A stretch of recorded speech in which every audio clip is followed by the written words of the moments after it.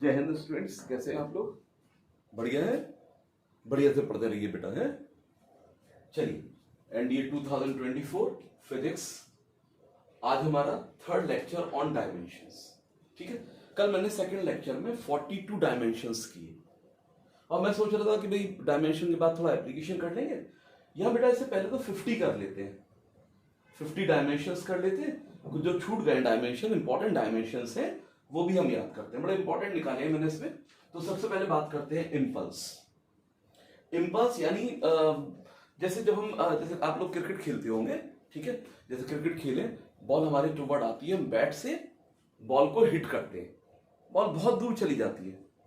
ठीक है, तो बॉल पर जो हमने बैट से फोर्स लगाया, बहुत शॉर्ट टाइम के लिए काम करेगा, बड़ा फोर्स शॉर्ट टाइम के लिए, इट इज कॉल्ड इम्पल्स। और इम्पल्स में टाइम का फैक्टर इन्वॉल्व होता है, तो force into time interval. Force में बेटा टाइम इंटरवल का मल्टीप्लाई कर दें तो इम्पल्स आ जाता है। तो फोर्स का डायमेंशन फॉर्मूला लिखें mL_t-2 और टाइम का लिखें t, टाइम इंटरवल यानी कि टाइम। तो बेटा ये हो गया mL_t-1। तो इम्पल्स का डायमेंशन फॉर्मूला हो गया mL_t-1। ठीक है, mL_t-1 याद करिए किसका था? mL_t-1 linear momentum, mass into velocity. Mass का देखिए m हो गया और वेलोसिटी का हो गया L_t-1, तो लीनियर मोमेंटम जैसा हो गया। Now surface tension. Surface tension का मतलब ये होता है बेटा कि जो लिक्विड का फ्री सरफेस है, वो it behaves like a stretched membrane, खिंची हुई मेम्ब्रेन की तरह काम करता है। ठीक है, लिक्विड का फ्री सरफेस। और ध्यान रखिए, लिक्विड रेस्ट पर होना चाहिए। लिक्विड कैसा होना चाहिए? रेस्ट पर होना चाहिए, तभी रेस्ट पर ही सरफेस टेंशन प्रॉपर्टी काम करेगा। ठीक है, तो यहां जो सरफेस टेंशन है, सरफेस टेंशन ये हो गया। ऐसे याद रखेंगे, जो फोर्स जो उसके मेम्ब्रेन पर, फ्री सरफेस पर तनाव है, फोर्स है, तो यूनिट लंबाई पर कितना है, यानी force upon length is surface tension. तो बेटा फोर्स का हो गया, force has dimensional formula mL_t-2, length L से L चला गया, तो हमारे पास क्या आ गया? m_t-2। बेटा याद करिए, m_t-2 एक लिखा था हमने, किसका था? m_t-2 किसका था बेटा? और फोर्स कांस्टेंट या स्प्रिंग कांस्टेंट, ये किसका था बेटा? Linear momentum. ये किसके लिए लिखा था मैंने? Linear momentum.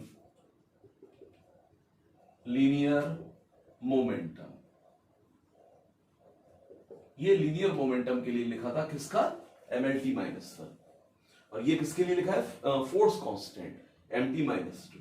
Surface energy is like, ये भी बेटा equal to the surface tension. ये होता है वर्क पर unit area of cross section, या work upon area. Work upon change in area होता है, फॉर्मूले में ऐसे याद रख लो, वर्क अपॉन एरिया।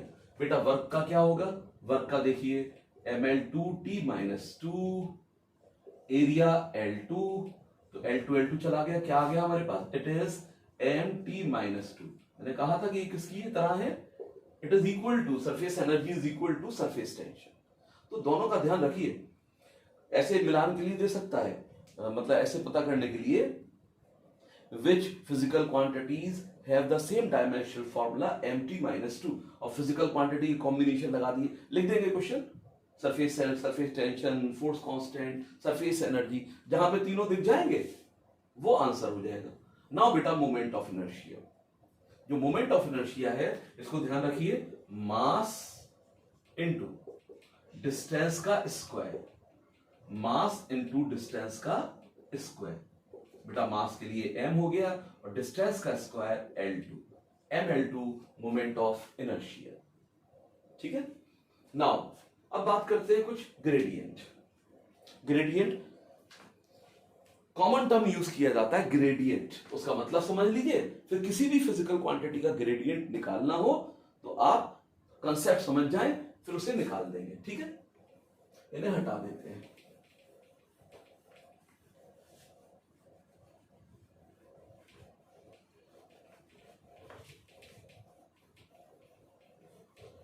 नाउ बेटा ग्रेडियंट, ग्रेडियंट का मतलब हो, यहां लिख देता हूं मैं ग्रेडियंट, ग्रेडियंट ये बेटा ये चीज है ग्रेडियंट, ये कोई फिजिकल क्वांटिटी डिस्टेंस के साथ कैसे चेंज होती है।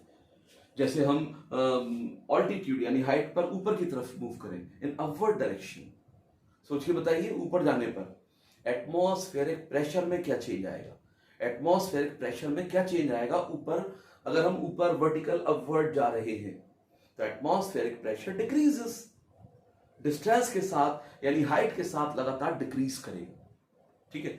व्हाट्स अबाउट द टेम्परेचर, कि लगातार टेम्परेचर भी क्या करेगा, डिक्रीज करता चला जाएगा, हाइट के साथ ऑल्टीट्यूड के साथ टेम्परेचर भी डिक्रीज करेगा।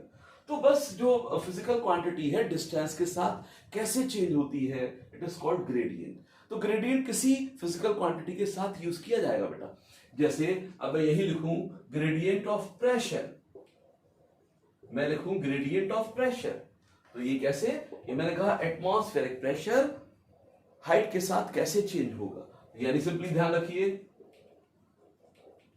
Pressure over distance, pressure over distance. बेटा प्रेशर का डायमेंशनल फॉर्मूला क्या है हमारे पास, यहां लिख देते हैं प्रेशर का, बताइए ml-1 T-2। प्रेशर और स्ट्रेस का सेम डायमेंशनल फॉर्मूला है ml-1 T-2 एंड डिस्टेंस का कितना है बच्चों, m। नाउ प्रेशर ग्रेडियंट बहुत इंपॉर्टेंट है, प्रेशर ग्रेडियंट ml-2 T-2 ये हो गया। अब मैंने कहा कि आप एनर्जी ग्रेडियंट निकालिए, एनर्जी ग्रेडियंट निकालिए, एनर्जी ग्रेडियंट क्या निकालिए, एनर्जी ग्रेडियंट को फाइंड आउट करिए, एनर्जी ग्रेडियंट। तो बेटा कैसे निकाला जाएगा, energy upon distance, energy upon distance निकाल के बनी मन में निकाल के देखिए क्या आ रहा है, एनर्जी का होता है ml2 T-2, डिस्टेंस सही से लिख देता हूं मैं ताकि आपको पता चलता है क्या लिखा गया है, दिखाई दे सही लेजिबल को, ml2 T-2 and distance is l, तो बेटा ये क्या आ गया ml-T-2, ml-T-2 एनर्जी ग्रेडियंट किसके इक्विवेलेंट हो गया, energy ml2 T-2 distance l, ml-T-2 it is like the force, तो ये किसकी तरह हो गया, ये सब बेटा चीजें ध्यान रखना, ये सब किसके इक्विवेलेंट है क्या है, सब कहीं ना कहीं क्वेश्चन फ्रेम कर देगा, छोटे छोटे क्वेश्चन होते हैं। एक चीज और देख लेते हैं वेलोसिटी ग्रेडियंट, वेलोसिटी ग्रेडियंट बेटा वेलोसिटी ग्रेडियंट यानी वेलोसिटी अपॉन डिस्टेंस, बहुत इंपॉर्टेंट है वेलोसिटी ग्रेडियंट। तो वेलोसिटी ग्रेडियंट यानी velocity LT-1 upon distance L, तो इट इज T-1, T-1। एक और लिख देते temperature gradient, temperature gradient, now temperature gradient, temperature gradient, temperature gradient बेटा temperature upon distance, temperature is theta and distance is L, तो ये हो गया L-1 थीटा।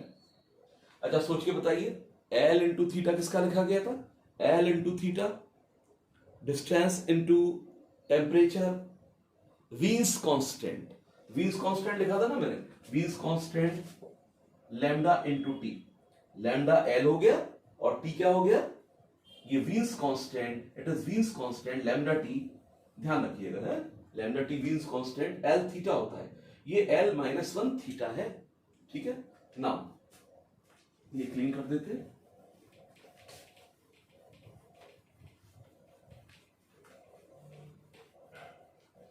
अब इसके बाद एप्लीकेशन स्टार्ट कर देंगे है ना बेटा। लीनियर डेंसिटी, इससे पहले हमने डेंसिटी का टर्म लिया था, डेंसिटी का टर्म हमने लिया कि भाई डेंसिटी मास पर unit volume. Now linear density, linear density खास तौर से जैसे कोई स्केल है या रॉड है वहां पर यह टर्म यूज होता है, यानी मास पर यूनिट लेंथ। लीनियर डेंसिटी क्या है बेटा, मास पर unit length, linear density linear density mass पर unit length, mass upon length, mass पर यूनिट लेंथ मतलब मास अपॉन लेंथ कर दीजिए, मास अपॉन लेंथ। बेटा मास का m हो गया, l ये हो गया, ऊपर ले जाइए ml-1। छोटे छोटे है लेकिन इंपॉर्टेंट है, ये भी बहुत बहुत इंपॉर्टेंट है। ग्रेविटेशनल हेड, क्या क्या क्या क्या, क्या बोलेंगे इसको? ग्रेविटेशनल हेड मैंने यहां लिख दिया हेड, या वेलोसिटी हेड, या प्रेशर हेड। बेटा तीनों ये यूज किए जाते हैं फ्लूइड या हाइड्रोडायनामिक्स में।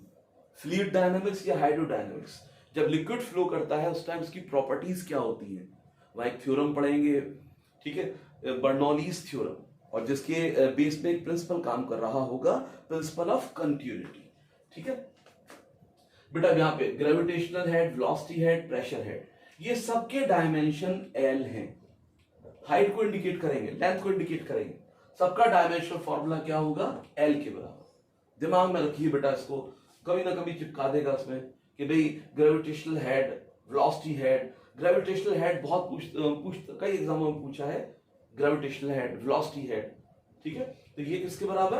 एल के बराबर। नाउ ग्रेविटी, लास्ट करते हैं ग्रेविटेशनल पोटेंशियल।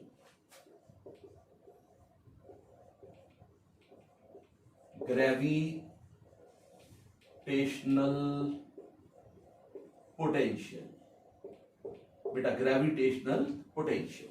ठीक है, ऐसे ध्यान रखिए, वर्क डन अपॉन मास किसके बराबर है? ये वर्क डन या वर्क अपॉन मास। वर्क में मास का डिवाइड कर दीजिए, ग्रेविटेशनल पोटेंशियल आ जाएगा। वर्क का बताइए, work energy same ml2t-2 m, ये हो गया बेटा, m से m चला गया तो क्या आ गया हमारे पास? L2t-2। ठीक है, L2t-2 हमारे पास क्या आ गया? ग्रेविटेशनल पोटेंशियल आ गया। तो ग्रेविटेशनल पोटेंशियल का क्या हो गया? L2t-2। सोच के बताइए, किसी और फिजिकल क्वांटिटी का है?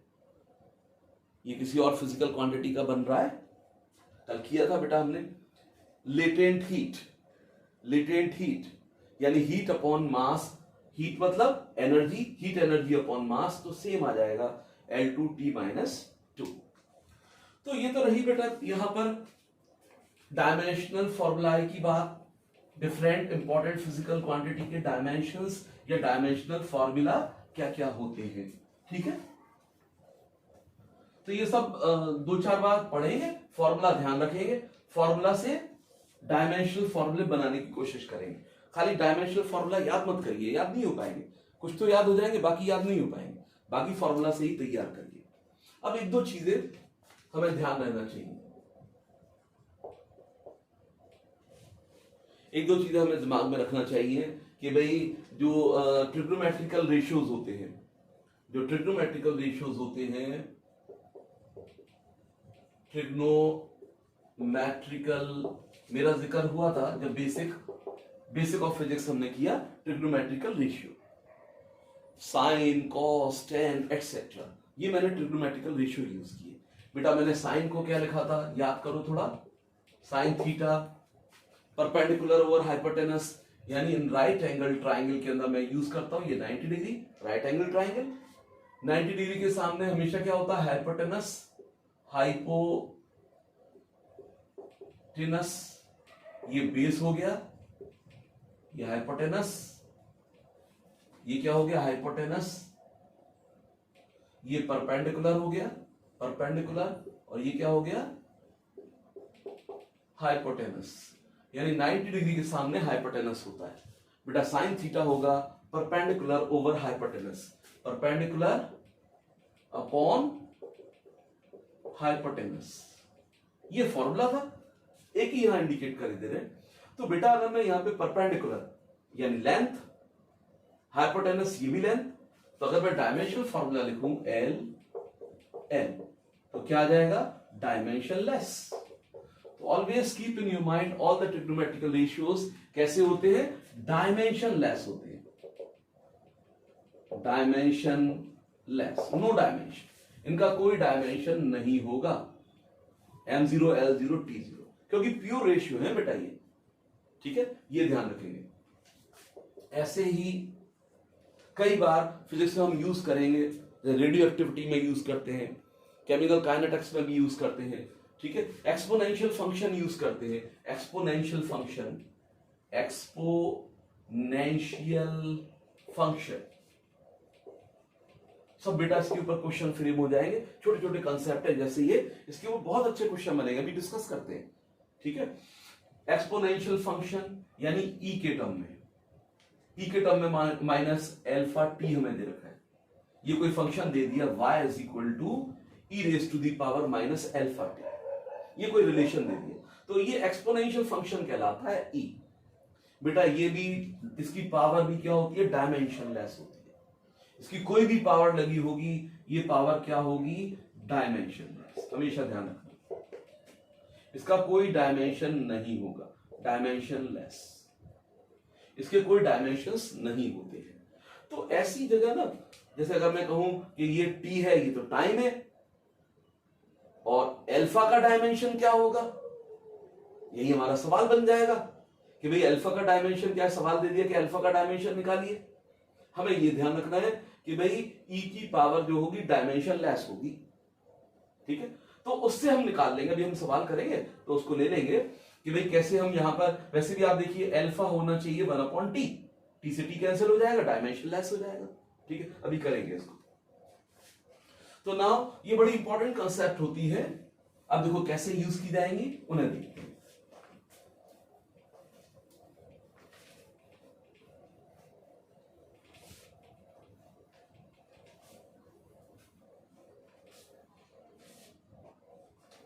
अब देखो हमें दे रखा है question y is equal to a sine omega T, बहुत सिंपल सा क्वेश्चन है, ठीक, सिर्फ हमें ये समझना है जो हमने जो नोट लिखे हैं वो कैसे यूज किए जा रहे हैं, उन्हें कैसे यूज करना है। हमसे कहा ओमेगा का डायमेंशन निकालिए, कहा कि ओमेगा इज कांस्टेंट, डायमेंशन निकालिए, ये इसने कहा कि भाई यहां पर इसको ऐसे रख दिया अल्फा टी, ऐसे करके ओमेगा से तो आप समझ जाएंगे कि एंगुलर फ्रीक्वेंसी होगा, उसने अल्फा टी रख दिया, कह रहा है कि अल्फा का डायमेंशन निकालिए, find if y is equal to, find the dimensional formula for alpha, alpha का डायमेंशनल फॉर्मूला निकालिए। तो कैसे निकालेंगे बच्चों, वही कंसेप्ट कि साइन जो है यानी ये कैसा होगा, डायमेंशनलेस, ये इतना पार्ट ना एंगल या आर्ग्यूमेंट भी कहलाता है, इसको आर्ग्यूमेंट भी बोलते हैं, ये एंगल पार्ट जो है आर्ग्यूमेंट, तो आर्ग्यूमेंट क्या होना चाहिए, पूरा ये पूरा एंगल वाला पार्ट क्या होना चाहिए, डायमेंशनलेस, अल्फा टी क्या होना चाहिए, डायमेंशनलेस, m0 l0 t0, ये डायमेंशनलेस हो गया।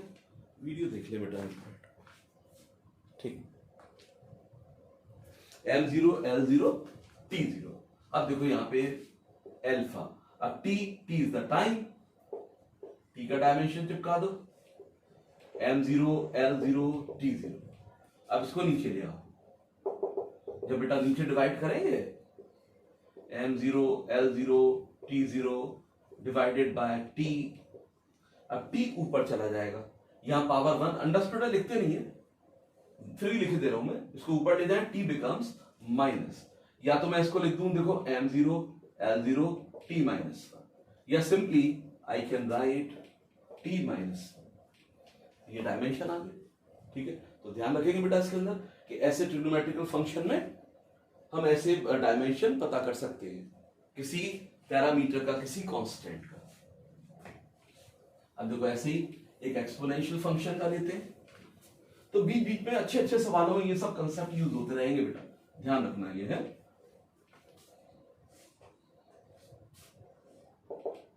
अब देखो हमें दे रखा है कि भाई n is equal to n naught e raise to the power minus lambda T, ये हमें दे रखा है, ठीक है। ये रेडियो एक्टिव लॉ का एक बड़ा इंपॉर्टेंट फॉर्मूला है, रदरफोर्ड्स लॉ, ठीक है। तो ऐसे करके क्वेश्चन दे दिया, तो घबराना नहीं है इसमें, ये n नंबर है, रेडियो एक्टिव एलिमेंट के नंबर हैं टी टाइम पर, ये जब टाइम 0 है initial number of radio active elements या एटम्स एन नॉट है, टी टाइम पर एन रह गया। लैम्डा यहां इसने कहा कांस्टेंट है, वैसे डिके कांस्टेंट होता है टी टाइम, कह रहा है डिके कांस्टेंट का डायमेंशनल फार्मूला निकालिए। और आपको ये ध्यान रखिए, आपको भी ये कंसर्न नहीं है एन एन नॉट क्या है, ये कुछ कंसर्न नहीं है, आपको ये बता रहा है सिर्फ टाइम के बारे में, कह रहा है टी टाइम है where T is time, where T क्या है बच्चों, टाइम दे रखा है इसने, और लैम्डा कांस्टेंट कह रहा है and lambda is constant to find the dimension, ऐसे भी लिख सकता है डायमेंशंस या dimensional formula for lambda, lambda के लिए डायमेंशनल फॉर्मूला निकालना है बस। बेटा जो एक्सपोनेंशियल फंक्शन है ये क्या होगा, डायमेंशनलेस कर दीजिए। नेगेटिव का डायमेंशन करते वक्त कोई सेंस नहीं रहता, तो लिखने की जरूरत नहीं रहती बेटा, ये m0 l0 t0, ठीक है, डायमेंशनलेस है तो m0 l0 t0।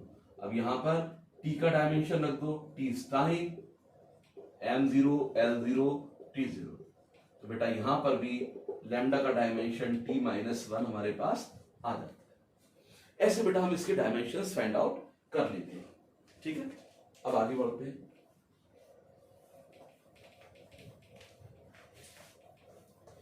देखो अब एप्लीकेशंस करते हैं, वहां सबसे पहले एक प्रिंसिपल यूज करते हैं, प्रिंसिपल ऑफ होमोजेनिटी। बहुत अच्छे एप्लीकेशन, बहुत अच्छे सवाल इस पे फ्रेम होते हैं, ठीक है। आपके यहाँ प्रीवियस 2013 में ये क्वेश्चन फ्रेम भी हुआ है कि भाई फोर्स को हमें दे रखा है, ठीक है, एक्स और टी के टर्म में, तो डायमेंशन पूछे जा रहे हैं अल्फा बीटा के, बताएंगे अभी क्वेश्चन। तो बेटा सबसे पहले प्रिंसिपल ऑफ होमोजेनिटी, तो now applications of dimensional analysis.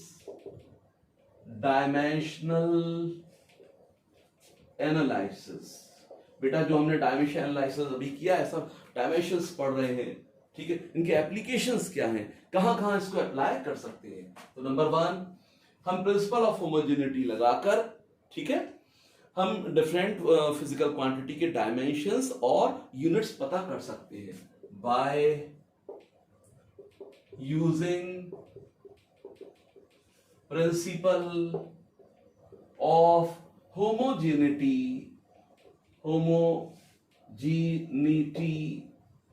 by using principle of homogeneity, units and dimensions of various quantities and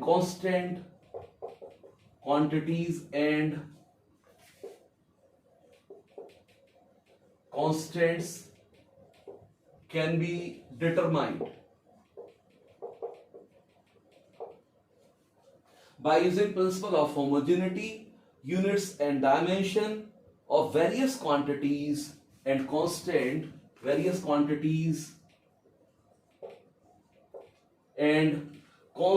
can be determined। तो बेटा प्रिंसिपल ऑफ होमोजेनिटी है क्या, उससे समझो पहले। प्रिंसिपल ऑफ, बहुत अच्छे क्वेश्चंस मिलेंगे बेटा, होमोजेनिटी, प्रिंसिपल ऑफ होमोजेनिटी बहुत सिंपल, हमें ये बता रहा है कि भाई ऐसी क्वांटिटी आप ऐड या सब्ट्रैक्ट कर सकते हैं which have the same dimension. Principal of homogeneity क्या बता रहा है कि आप उन्हीं क्वांटिटी को ऐड या सब्ट्रैक्ट कर पाते हैं जिनके डायमेंशन सेम है। The quantities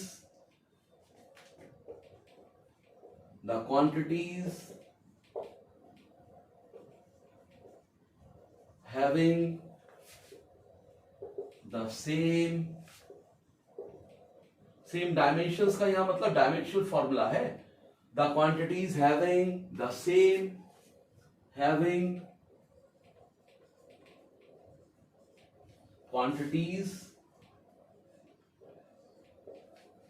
quantities having the same dimensions only be added or subtracted.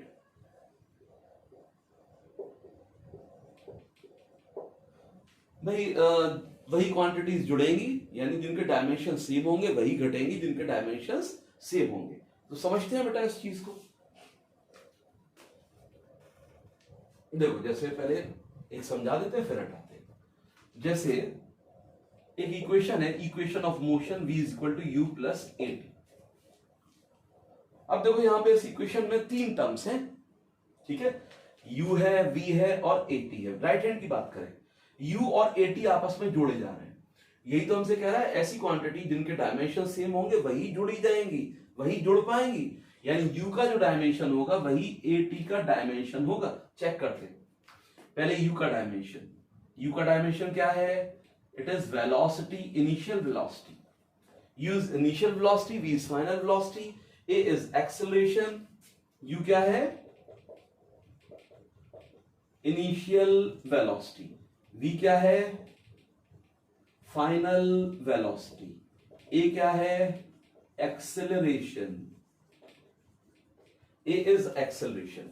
अब डायमेंशंस आपके बिल्कुल टिप्स पे रहना चाहिए कि भाई वेलोसिटी जो होता है displacement upon time lt minus one, acceleration क्या होता है? Change in velocity upon time lt minus one divided by t, that is lt minus two.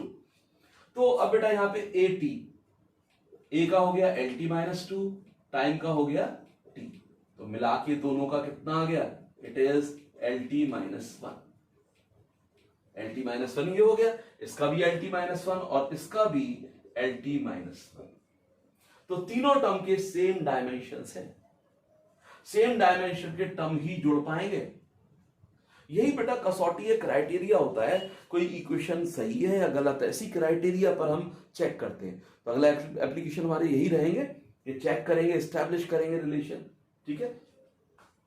तो बेटा by using principle of homogeneity we can find the dimension in unit of various physical quantities, या constant के हम क्या निकाल सकते हैं? Unit और डायमेंशंस निकाल सकते हैं। तो अब ऐसे सवाल हम देखेंगे कि भाई कैसे यूज किया जा रहा है इस फैक्ट को, प्रिंसिपल ऑफ होमोजेनिटी को, जिसने हमें ये बताया कि भाई सेम डायमेंशनल फॉर्मूला या सेम डायमेंशन के टर्म ही आपस में जोड़े जा पाएंगे या घटाए जा पाएंगे।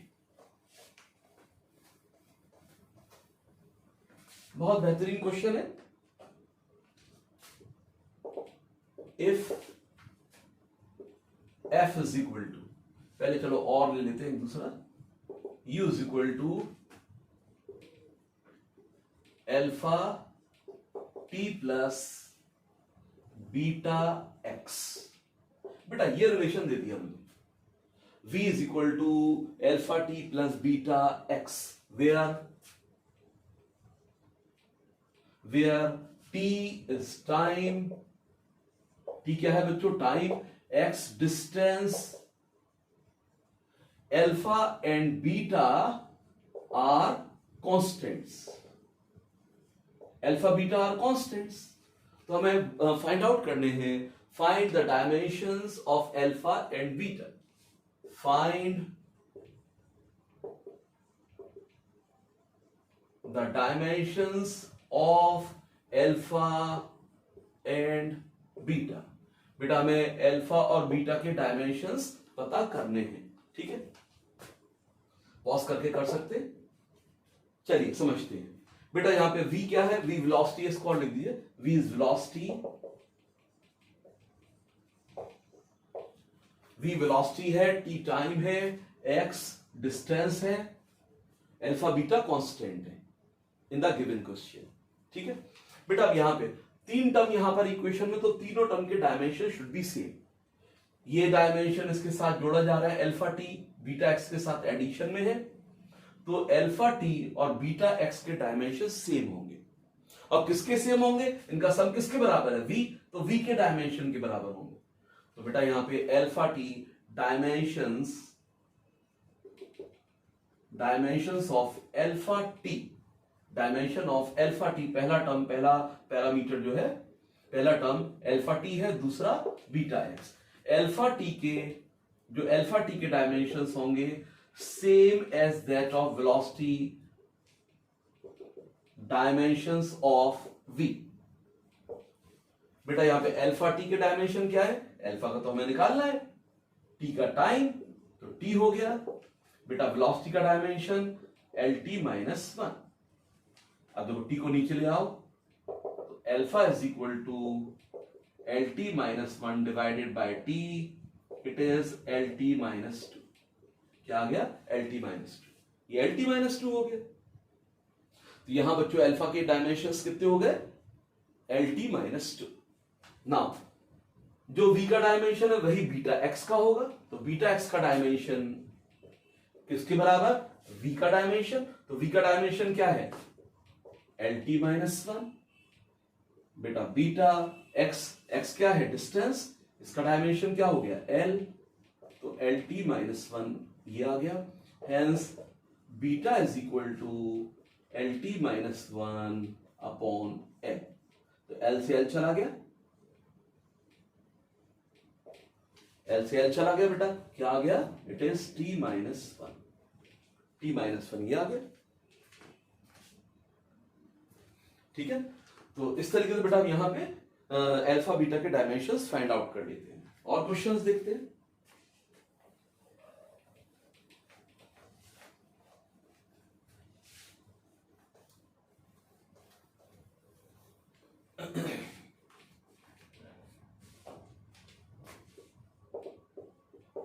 If f is equal to alpha t square beta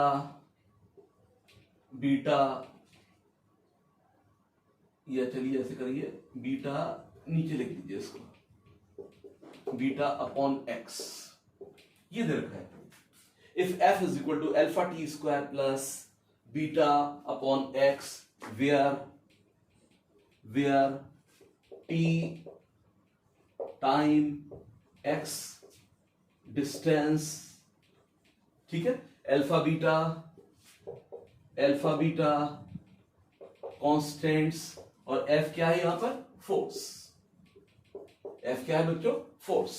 ठीक है, तो हमें फाइंड आउट करना है, find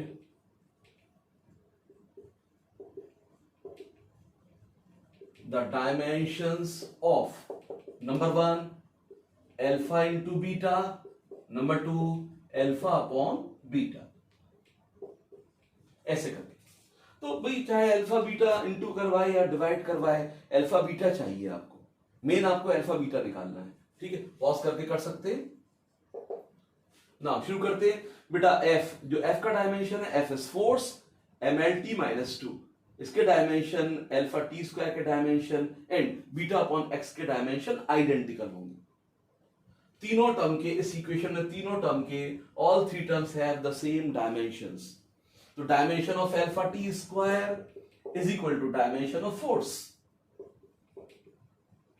dimensions of f is force. तो बेटा फोर्स का क्या होता है, रट लीजिए इसका, mlt माइनस 2। अब अल्फा टी स्क्वायर, टी का रख दीजिए बेटा t, now alpha becomes T square का डिवाइड करिए ml t माइनस 4, t2 का डिवाइड करेंगे, नीचे t डिनोमिनेटर में t की पावर प्लस 2 है, ऊपर जाके माइनस 2 हो गया, तो माइनस 4 हो गया। तो अल्फा कितना आ गया मेरे पास, ml t माइनस 4। नाउ अब ऐसे अब इसके लिए निकालते हैं, यानी beta upon x is equal to dimension of force, that is ml t minus 2, ये हो गया ml t माइनस 2। बेटा बीटा का डायमेंशन x को उधर ले जाइए, x का डायमेंशन कितना है, x का डायमेंशन इधर आएगा, तो x का डायमेंशन चाहे तो लिख दे, पहले l लिख दे, ml t माइनस 2।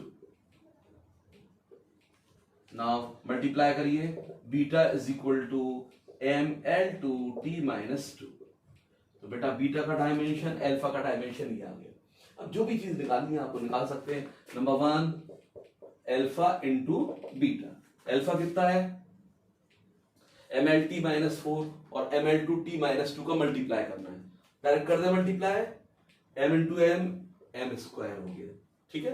अब देखो L2 और L की पावर 1 तो L3 पावर्स जुड़ जाती है बेटा, t-4 और t-2 t-6, ये आ गया अल्फा बीटा। अब मुझे निकालना है second part alpha upon beta, alpha upon beta. बेटा अल्फा के डायमेंशन ml, t-4, बीटा के डायमेंशन ml2 t-2। अब देखो m से m चला गया, m से m चला जाएगा, l की पावर 1 है, यहां 1 है बेटा, 1 और 2 माइनस हो जाएगा तो l माइनस 1 आ गया, t माइनस 2 ऊपर जाएगा प्लस हो जाएगा तो t माइनस 2 रह जाएगा, ये आ गया। तो अल्फा बीटा और अल्फा अपॉन बीटा ऐसे डायमेंशंस हम फाइंड आउट कर सकते हैं ना।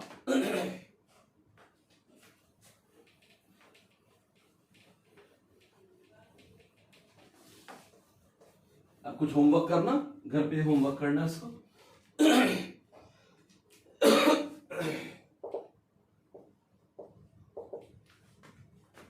If p is equal to alpha x beta minus t square, ये हमें दे रखा है, where x distance, t time और p हमारे पास क्या है, p प्रेशर, चलो नीचे लिख देते हैं, p pressure and alpha beta constant. Alpha beta क्या है, they are constant, alpha beta constant. तो बेटा आपको निकालने हैं find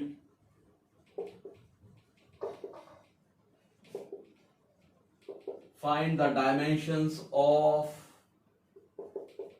alpha beta, alpha into beta, alpha upon beta square, ये डायमेंशन निकाल लें, ठीक है, निकाल ली जाएंगे। अल्फा बीटा पकड़ लीजिए, बस अल्फा बीटा निकाल लीजिए, घर पे करिएगा इसको, नहीं आए तो कमेंट कर दीजिएगा, मैं सॉल्व करा दूंगा ना। नेक्स्ट क्वेश्चन, बहुत अच्छा क्वेश्चन है, कई कंपटीशन में आया बेटा, ये बहुत अच्छा क्वेश्चन है और आसान क्वेश्चन है, ठीक है। If P upon v square v minus b is equal to R T, ये वंडरवाल्स गैस इक्वेशन है, समझ आ रहा है, पहचान में आ रही है ना। वंडरवाल्स गैस इक्वेशन फॉर 1 मोल, क्या है बेटा ये, वंडरवाल्स इक्वेशन या gas equation for 1 mole of gas, for 1 mole of gas, real gas के लिए अप्लाई होती है बेटा ये, है। तो और यहां पे क्या क्या चीजें हमें दे रखी है, वेयर देखो P is pressure, V volume, ठीक है, T टेम्परेचर, ये टेम्परेचर लिखा है बेटा, है, R gas constant, R gas constant, ठीक है। अब जो A और B है ये वंडरवाल्स कांस्टेंट है, A एंड B, ये A एंड B से मतलब है, ऐसे चाहे तो ऐसे लिख दें, A एंड B क्या है बच्चों, ये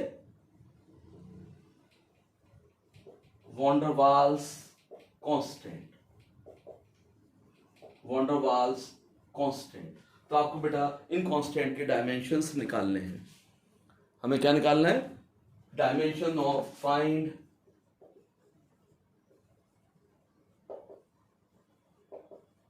dimensions of A and B, जो वंडरवाल्स कांस्टेंट है इनके डायमेंशंस हमें फाइंड आउट करने हैं।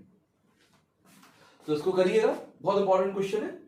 तो इस टाइप के क्वेश्चन बेटा मैंने कहा था कि 2013 के अंदर एक क्वेश्चन जैसे force F is equal to, उसी बेस पर था, F is equal to alpha X plus beta T, तो हमें अल्फा और बीटा के डायमेंशंस फाइंड आउट करने थे, सिंपल क्वेश्चन है, ठीक है। तो ये क्वेश्चन करेंगे, बाकी बेटा नेक्स्ट लेक्चर पे करेंगे, ओके।